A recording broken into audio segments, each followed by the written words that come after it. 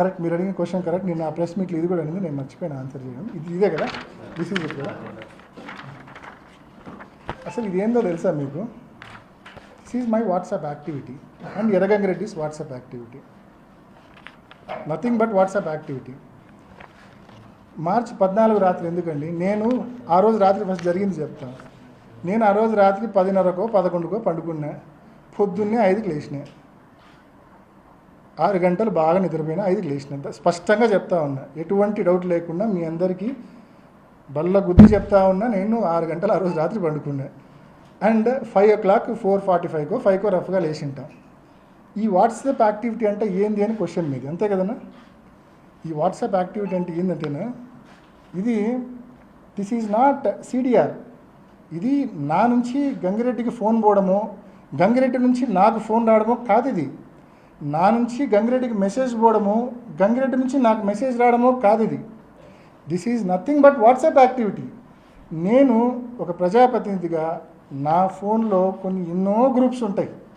ఎన్నో పొలిటికల్ వైఎస్ఆర్సీపీ పులివెందల అని, వైఎస్ఆర్సీపీ మైదుకూరు అని, వైఎస్ఆర్సీపీ కడప అని రకరకాలైన గ్రూపులు ఉంటాయి నా ఫోన్లో.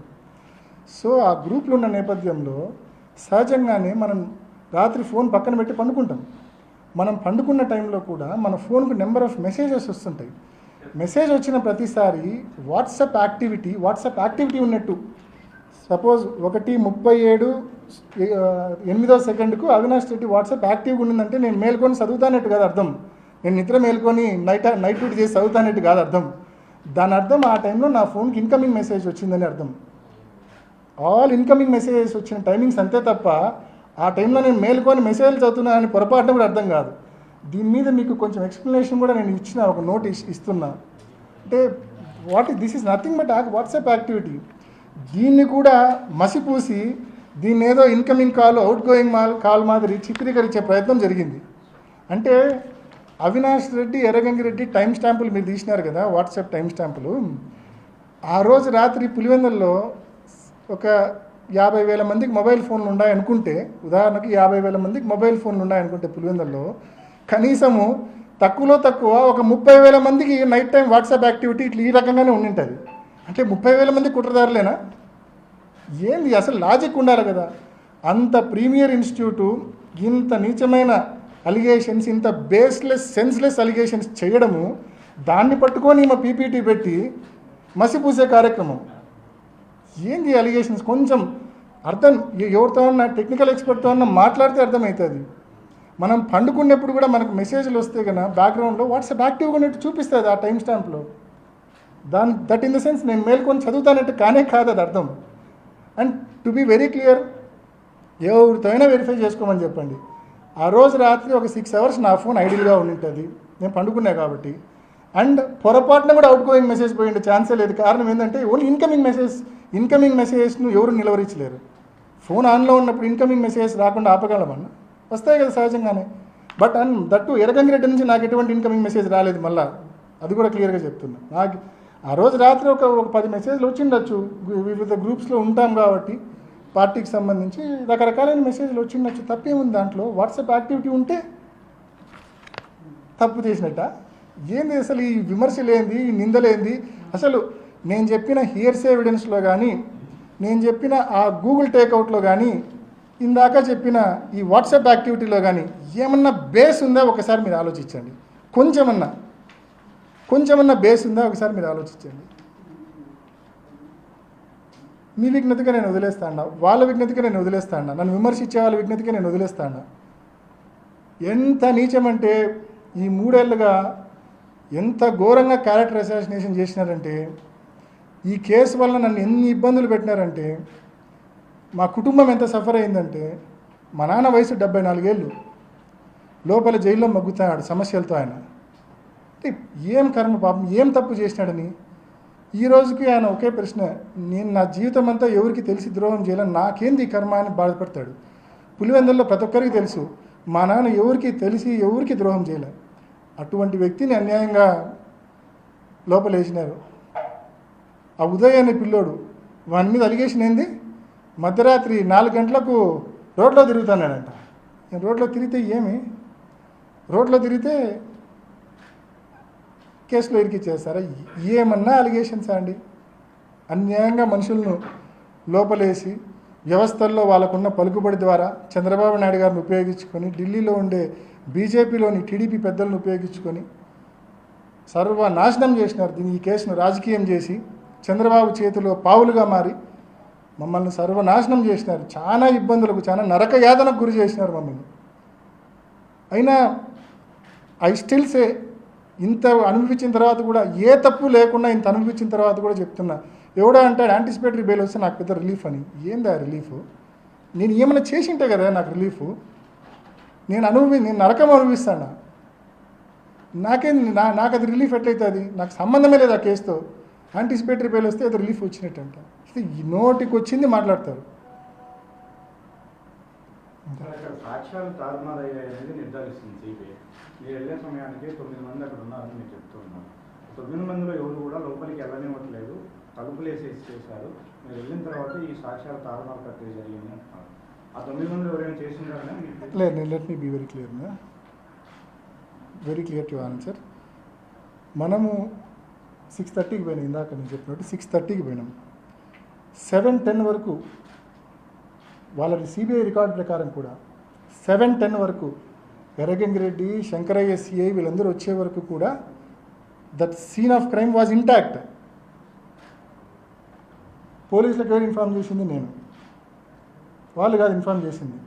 మర్డర్ అని తెలిసి, లెటర్ ఉందని తెలిసి, ఆయన డెత్ నోట్ ఉందని తెలిసి వాళ్ళు కాదు ఇన్ఫార్మ్ చేసింది. వాళ్ళ డ్యూటీ, వాళ్ళ రెస్పాన్సిబిలిటీ వాళ్ళు నిర్వర్తించలేదు. సునీతక్క, Rajasekhar and Shivprakash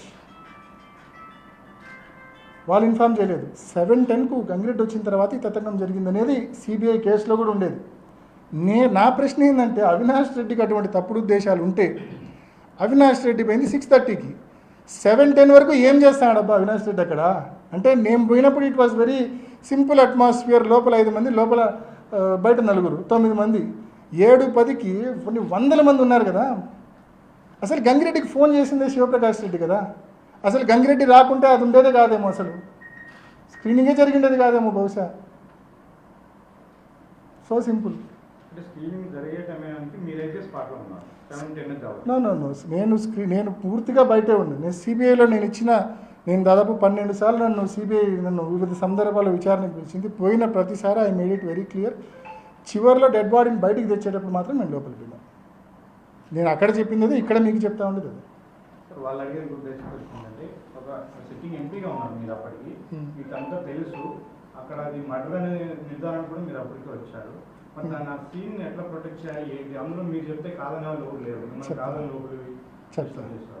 Erra Gangi Reddy how close he is to వివేకం ప్రధాన అనేది నేను చెప్పాల్సిన పని లేదు. అంటే మేమందరికంటే కూడా Erra Gangi Reddy is quiet close to వివేకం ప్రధాన.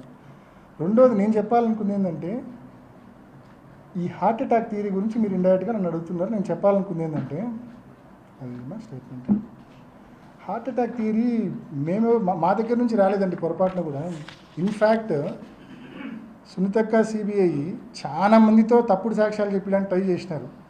చివరికి వాళ్ళ ఇంట్లో పనిచేసే లక్ష్మీదేవో, వాళ్ళ దగ్గర ఉండే ఎర్రంరెడ్డిపల్లె జగదీష్ రెడ్డో, లేదా వాళ్ళ ఇంట్లో పనిచేసే లక్ష్మీదేవి కొడుకో ఇట్టటోళ్ళతో, ఇంట్లో పనిచేసే వాళ్ళతో తప్పుడు వాంగ్మూలాలు ఇప్పించగలిగినారేమో కానీ, లేకుంటే వాళ్ళ ఇన్ఫ్లుయెన్స్కి గురైన వాళ్ళతో తప్పుడు వాంగ్మూలాలు ఇప్పించగలిగినారేమో కానీ, వాస్తవంగా అయితే చాలా మందితో తప్పుడు వాంగ్మూలాలు, ఈ శశికళ అండ్ కో ఉన్నారు కదా 4, వాళ్ళతో సిబిఐ తప్పుడు వాంగ్మూలాలు తీసుకునే ప్రయత్నం చేసింది. వాళ్ళని పిలిచి, అవినాష్ రెడ్డి మీరు గేట్ దగ్గర నిలబడుకుంటే వివేకం సార్ హార్ట్ అటాక్ చనిపోయినట్టు చెప్పమని వాళ్ళు ఇన్ఫ్లుయెన్స్ చేసినారు, ప్రెజర్ పెట్టినారు వాళ్ళను, శశికళ అక్క వాళ్ళను, గేట్ దగ్గర ఉన్న వాళ్ళను.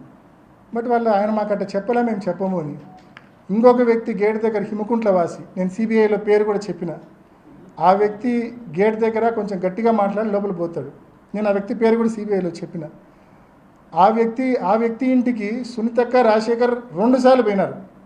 అన్న నువ్వు మా నాన్నకు బాగా, హిమకుంట్ల గ్రామవాసి, అన్న నువ్వు మా నాన్నకు మంచి శిష్యుడివి, నువ్వు మా నాన్న ఈ రకంగా చనిపోయినాడు, నువ్వు సిబిఐ దగ్గర వాంగ్మూలం ఇవ్వాలన్నా అన్నారు. లేదమ్మా, నేను ఉన్నట్టు చెప్పమంటే ఎక్కడైనా చెప్తామ్మా, మేము చెప్పినట్టు చెప్పాలా ఆయన మీద ప్రభావితం. ఏంది అంటే, అవినాష్ నీకు గుండెపోటు అని చెప్పినాడని చెప్పాలన్నా నువ్వు అని. ఎందుకు ఇంత తాపత్రయం అవినాష్ మీద ఈ కేసు గుండెపోటును తోయడానికి? మీకు కావచ్చు, చంద్రబాబు నాయుడు గారికి కావచ్చు, ఏమంత తాపత్రయము? నేను అడుగుతున్నా ఒకటి సింపుల్గా, ఇది ఇందాక మన ఢిల్లీలో కాన్స్టిట్యూషన్ క్లబ్లో మా అక్క ప్రెస్ మీట్ పెట్టి చెప్పింది. ఏదైనా ఒక కేసు అంట అది వాస్తవమే తను చెప్పింది. ఆ ఇన్సిడెంట్ జరిగిన వారం 2 వారాల లోపల ఛేదిస్తేనే ఛేదించినట్టు, ఆలస్యమయ్యే కొద్దీ ఛేదించడం కష్టము అని చెప్పింది. కరెక్టా? మీరు కూడా విన్నారు కదన్నా.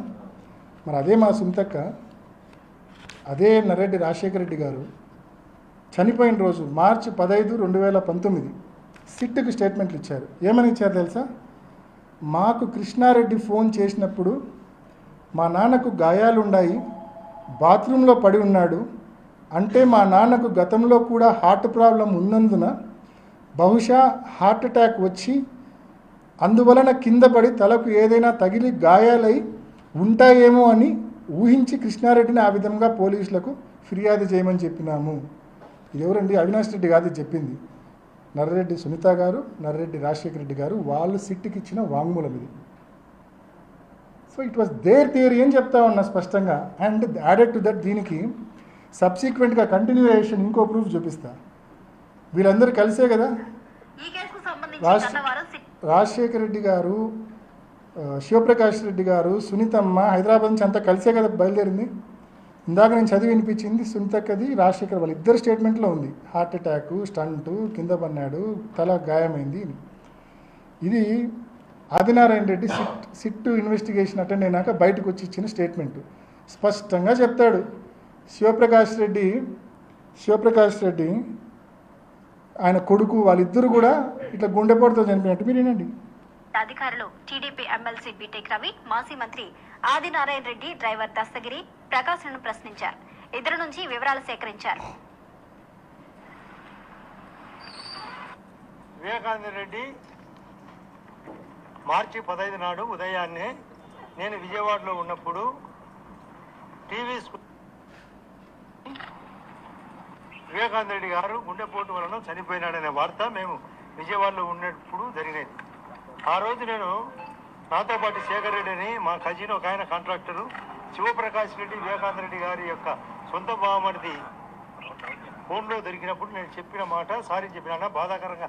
ఎందుకు నా ఇట్లా జరిగిందంటే ఆయన ఎక్కువ సిగరెట్ తాగేవాడని, స్టంట్ వేసినారని, వామిటింగ్ వలన జరిగిందనే విషయం చెప్పిన తర్వాత వాళ్ళ కొడుకు కూడా నాతో మాట్లాడితే అదే విషయం చెప్పినాడు. ఈరోజు అన్ని విషయాలు ప్రస్తావనకు వచ్చినాయి. మీకు పరమేశ్వర రెడ్డి తెలుసా, రవీంద్రనాథ్ రెడ్డి బీటెక్ ఎలా పరిచయము, ఇంకా ఎలా జరిగిండొచ్చు అని వివిధ ప్రశ్నలు వేసినప్పుడు ఒకటే చెప్పిన, మీ అందరికీ మనసాక్షి తెలుసు, మనసాక్షి తెలుసు. విన్నారు కదా స్పష్టంగా.